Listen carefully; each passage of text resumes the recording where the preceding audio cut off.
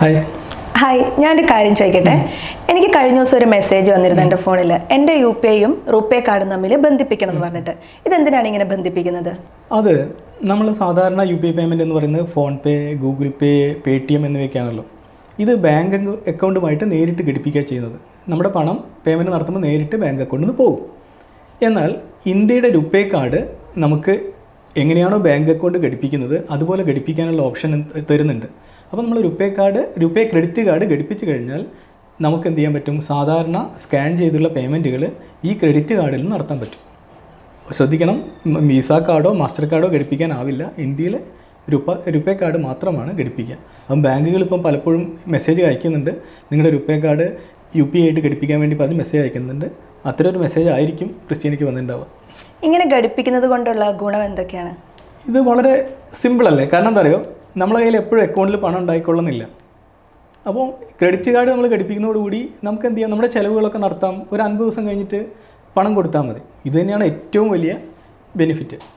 കാരണം നമുക്ക് നമ്മുടെ ചിലവുകൾ മാനേജ് ചെയ്യാൻ പറ്റും. രണ്ടാമത്തെ പോയിൻ്റ് എന്ന് പറയുന്നത് സെക്യൂരിറ്റിയാണ്. കാരണം UPIയുടെ ആ ഒരു സെക്യൂരിറ്റി ലെയറിനുള്ളിലാണ് ക്രെഡിറ്റ് കാർഡ് കയറുന്നത്. അപ്പോൾ നമുക്ക് അതുകൊണ്ടുള്ള മെച്ചം കിട്ടും.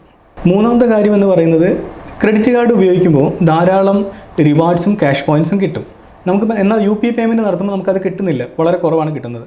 ഈ ക്യാഷ് പോയിൻറ്റ്സും റിവാർഡ്സും ക്രെഡിറ്റ് കാർഡിൻ്റെ ബാക്കെൻഡിൽ നമുക്ക് കാണാൻ സാധിക്കും. ഇതാണ് മറ്റൊരു മെച്ചമുള്ളത്. പിന്നെ മറ്റൊരു മെച്ചം എന്ന് പറയുന്നത്, എല്ലായിടത്തും UPI പേയ്മെൻറ്റ് സ്വീകരിക്കും.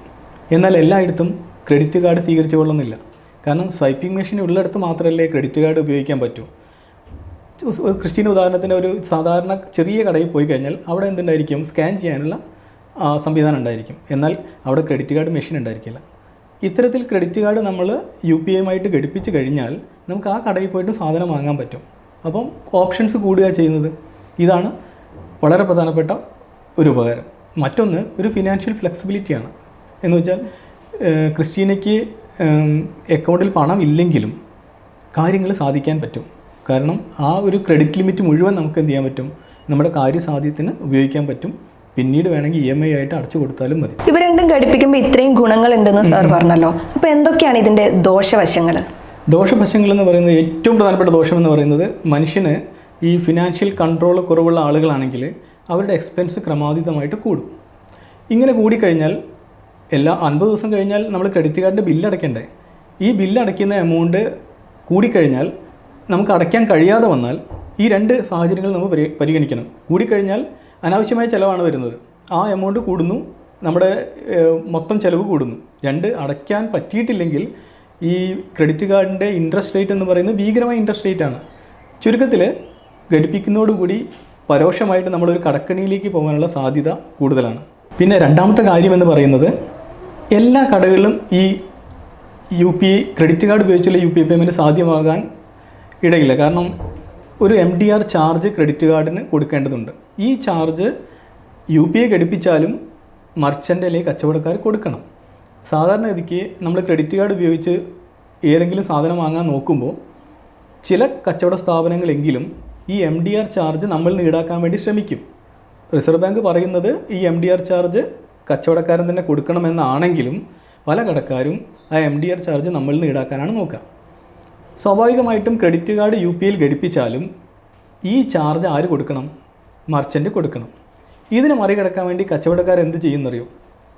അവർ ഇത്തരത്തിലുള്ള കാർഡ് പേയ്മെൻറ്റുകൾ വരുമ്പോൾ, എന്ന് വെച്ചാൽ ക്രെഡിറ്റ് കാർഡ് അടിസ്ഥാനമാക്കിയുള്ള പേയ്മെൻറ്റുകൾ വരുമ്പോൾ 2000 രൂപ വരെ സ്വീകരിക്കൂ എന്ന് ഒരു നിബന്ധന അവിടെ വെച്ചിട്ടുണ്ടാവും ബാക്കെൻഡിൽ. അപ്പം ക്രിസ്റ്റീന ഒരു 4000 രൂപയുടെയോ 10000 രൂപയുടെയോ പർച്ചേസ് നടത്തിയിട്ട് ഈ ക്രെഡിറ്റ് കാർഡ് പേയ്മെൻറ്റ് നടത്താൻ നോക്കുമ്പോൾ അവിടെ റിജക്റ്റ് ആവും. അപ്പം 100% നമുക്ക് എന്ത് ചെയ്യാൻ പറ്റില്ല? ക്രെഡിറ്റ് കാർഡിനെ ബേസ് ചെയ്ത് UPI വെച്ച് പേയ്മെൻറ്റ് നടത്താമെന്ന് നമുക്ക് പ്രതീക്ഷിക്കേണ്ട. എല്ലാ കടകളും ക്രെഡിറ്റ് കാർഡ് അടിസ്ഥാനമായിട്ടുള്ള പേയ്മെൻറ്റ് സ്വീകരിക്കുന്നില്ല. മറ്റൊരു പ്രധാനപ്പെട്ട കാര്യം, ഒരു സെക്യൂരിറ്റി ഇഷ്യൂ കൂടിയുണ്ട്. നേരത്തെ നമ്മൾ പറഞ്ഞു UPIയുടെ ഒരു ലെയർ സെക്യൂരിറ്റി കൂടി കിട്ടും നമ്മൾ ക്രെഡിറ്റ് കാർഡ് ആഡ് ചെയ്യുമ്പോൾ. പക്ഷേ നമ്മുടെ മൊബൈൽ ഡിവൈസ് കോംപ്രമൈസ് ചെയ്ത് കഴിഞ്ഞാൽ ആ റിസ്ക് UPIക്കാണ് കൂടുതൽ. നേരത്തെ പേയ്മെൻറ്റ് ഗേറ്റ്വേയിലുള്ള സെക്യൂരിറ്റി നമുക്ക് ആഡ് ചെയ്യുന്നതിലൂടെ കിട്ടുകയാണെങ്കിൽ ഇവിടെ നമ്മുടെ മൊബൈൽ കോംപ്രമൈസ് ചെയ്ത് കഴിഞ്ഞാൽ ഒരു UPI ആണ് ആദ്യം കോംപ്രമൈസ് ആവുക. UPI പേയ്മെൻ്റ് ആണ് ആദ്യം കോംപ്രമൈസ് ആവുക. ആ പേയ്മെൻറ്റിൽ നമ്മൾ ഓൾറെഡി ഒരു 1 ലാക്കോ അല്ലെങ്കിൽ 2 lakh ഉള്ള ക്രെഡിറ്റ് കാർഡ് ഘടിപ്പിച്ച് കഴിഞ്ഞാൽ അവർക്ക് വളരെ എളുപ്പത്തിൽ എന്ത് ചെയ്യാൻ പറ്റും, നമ്മൾ പൈസ അടിച്ചു മാറ്റാൻ പറ്റും.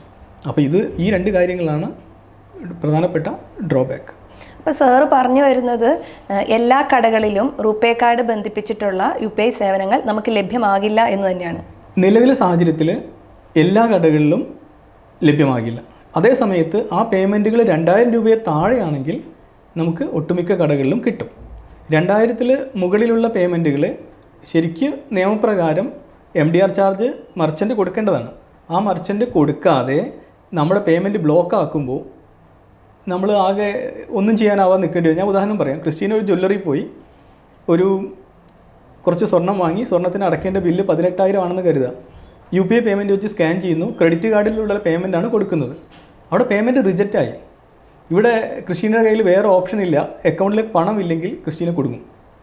നേരെ മറിച്ച് അവിടെ ക്രിസ്റ്റീന കാർഡാണ് കൊടുത്തിരുന്നെങ്കിൽ അവർ ക്രിസ്റ്റീനോട് പറയാമെന്ന് വെച്ചാൽ കാർഡ് ഉപയോഗിക്കുമ്പോൾ MDR ചാർജ് വരും, അത് തരണം എന്നവർ പറയുള്ളൂ. അപ്പോൾ നമുക്ക് വാദിക്കാം MDR ചാർജ് ഞങ്ങൾ തരേണ്ടതല്ലല്ലോ, അത് മർച്ചൻ്റ് തന്നെ കൊടുക്കേണ്ടതല്ലോ എന്ന കാര്യങ്ങളൊക്കെ വാദിക്കാം.